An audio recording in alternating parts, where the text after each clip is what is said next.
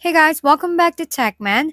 Today, let me show you how to use Google Trends for YouTube. So I just opened Google Trends, and if you've ever wondered why some YouTube videos blow up while others just sit there, this is basically where the magic starts. I head straight into the Explore tab, and right away I can filter things like country, time frame, and category.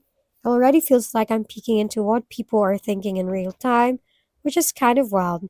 Now here's the part most people miss. I switched the search type to YouTube search. That's where things get interesting. Suddenly, I'm not guessing video ideas anymore. I'm literally seeing what people are actively looking for.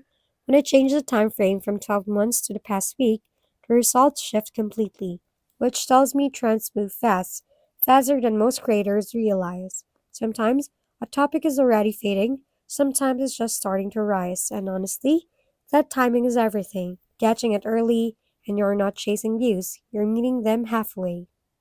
If we've been helpful, kindly give us a thumbs up, and don't forget to hit the subscribe and bell button for more contents. For any questions and suggestions, comment down below.